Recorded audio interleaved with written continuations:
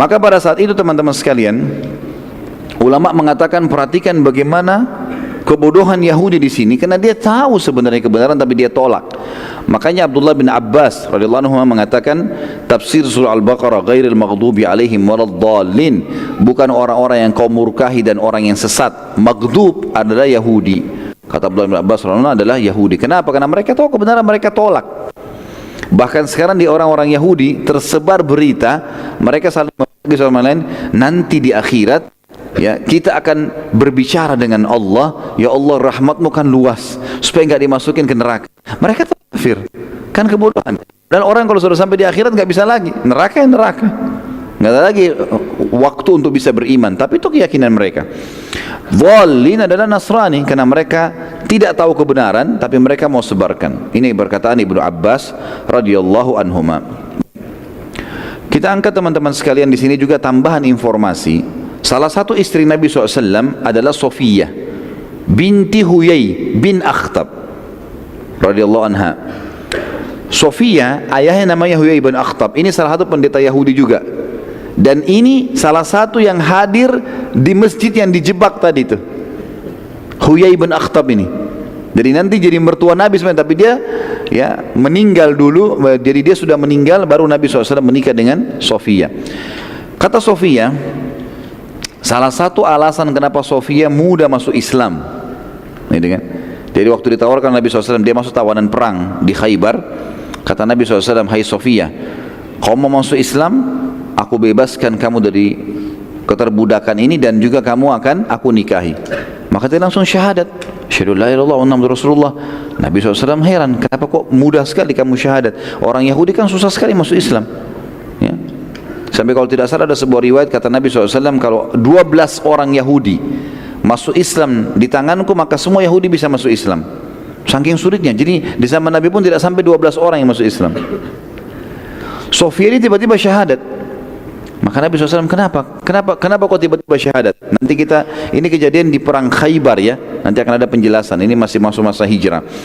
Maka kata Sofiyah, ya Rasulullah, saya waktu masih kecil dan selalu kalau saya pulang atau kalau ayah saya pulang, Huyai bin Akhtab, dengan ada pamannya namanya Yasir bin Akhtab. Dua-duanya pendeta nih. Huyai bin Akhtab pendeta, Yasir bin Akhtab pendeta. Dua-duanya ini sangat menyayangiku, kata Sofia.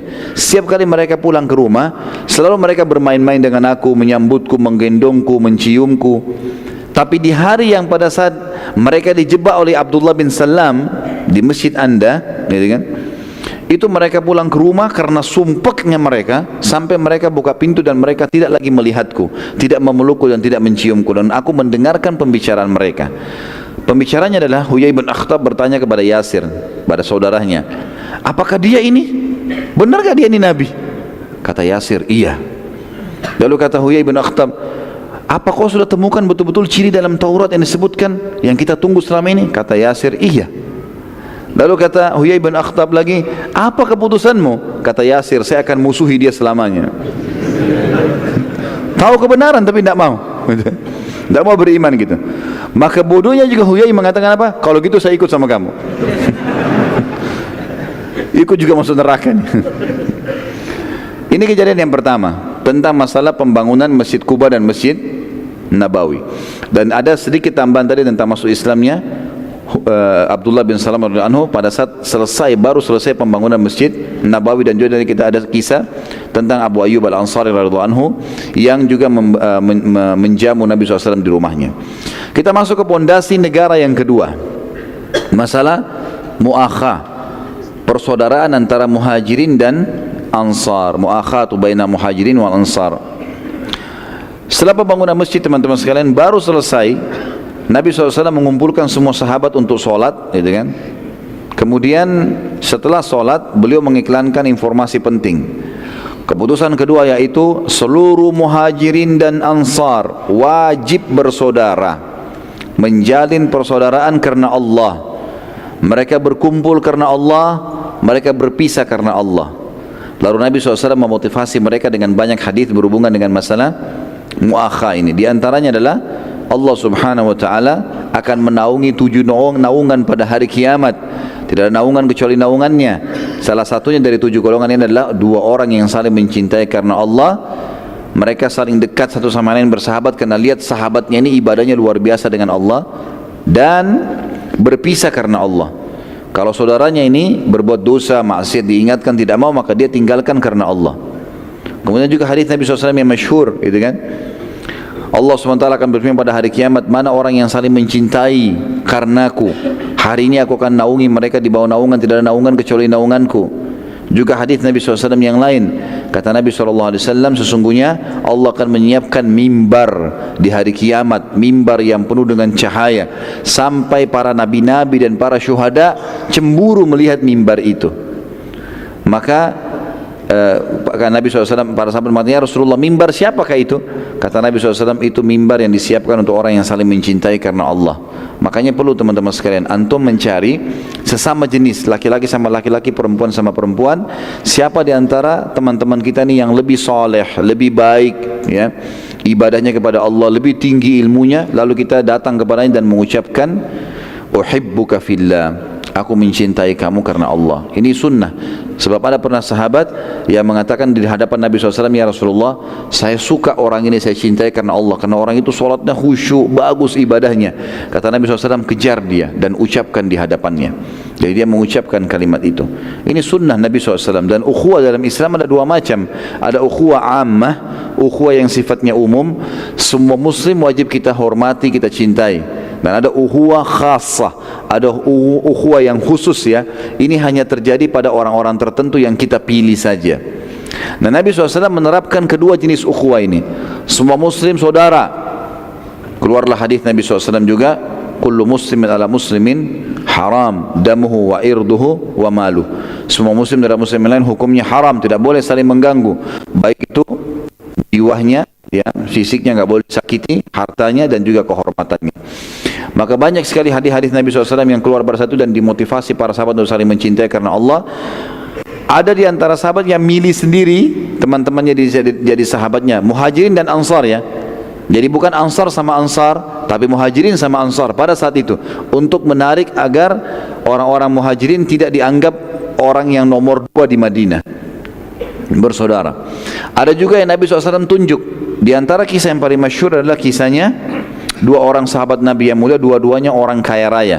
Abdurrahman bin Auf radhiyallahu anhu, sahabat Nabi yang kaya raya di Mekah, terkenal dengan kekayaannya, dan dia termasuk orang yang selevel dengan Abu Bakar, dengan Uthman bin Affan radhiyallahu anhu ajma'in. Ini orang-orang kayanya Mekah, miliardernya Mekah. Tapi waktu dia mau hijrah ke Madinah, teman-teman sekalian, orang-orang Mekah menahan seluruh hartanya, bahkan istri anaknya pun tidak ada yang ikut dengannya. Jadi dia hijrah dengan badannya sendiri, meninggalkan seluruh hartanya pada saat itu, semua ditinggalkan. Waktu dia hijrah ke Madinah, Nabi SAW persaudarakan dia dengan Sa'ad radhiyallahu anhu. Sa'ad masyhur dengan kekayaannya, masyhur dengan kekayaannya. Maka Sa'ad pun pada saat itu, teman-teman sekalian, menerima persaudaraan tersebut dan langsung berkata di hadapan Nabi SAW. Bahkan sebagian besar sahabat mendengarkan. Sebagai bentuk cinta di jalan Allah, maka hai Abdurrahman, aku akan menawarkan kepadamu 2 hal. Yang pertama, aku menawarkan kepadamu, aku memiliki 2 orang istri yang dua-duanya di bawah naunganku.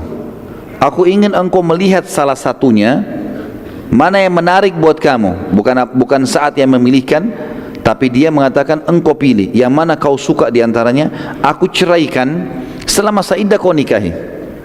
Penawaran pertama. Penawaran yang kedua, aku adalah orang terkaya di Madinah, memiliki setengah Madinah ini kebun kurmanya milikku. Dan sampai hari ini teman-teman sekalian, dianggap orang itu kaya kalau punya kebun kurma kalau di Timur Tengah itu.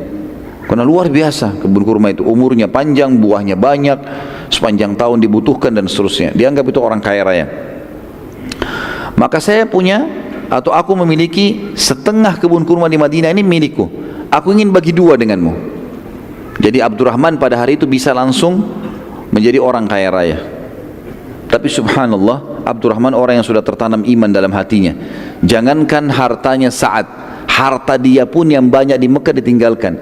Jangankan memilih istri Sa'ad, istri dia pun dia tinggalkan. radhiyallahu anhu ajma'in, orang yang luar biasa keimanannya. Maka Abdurrahman mengatakan, semoga Allah memberkahi di keluargamu dan di hartamu. Tunjukkan padaku pasar, biarkan aku memulai usaha. Coba bayangkan teman-teman kalau kita di posisi Abdurrahman, kira-kira terima nggak ini? Ketawanya sudah merupakan jawaban. Ditawarkan punya istri pada saat itu, dan istrinya saat ini bukan orang yang jelek, orang yang sangat cantik, punya kedudukan, karena Sa'ad sendiri kepala suku di Madinah, itu kan. Nah, ini luar biasa, tapi ditolak sama dia dengan santun. Dan Abdurrahman dengan kemuliaan pada saat itu radhiyallahu anhu pergi ke pasar. Kemudian ada satu toko jual cangkul, karena waktu itu mayoritas pekerjaan masyarakat Madinah adalah pengepun, ya, kebun kurma. Maka dia pun datang ke toko itu lalu mengatakan, saya Abdurrahman dari Mekah, muhajir. Dan orang-orang Ansar sudah tahu pada saat Nabi SAW hijrah ke Madinah, seluruhnya ya hampir masuk Islam, tinggal beberapa orang yang belum masuk Islam pada saat itu.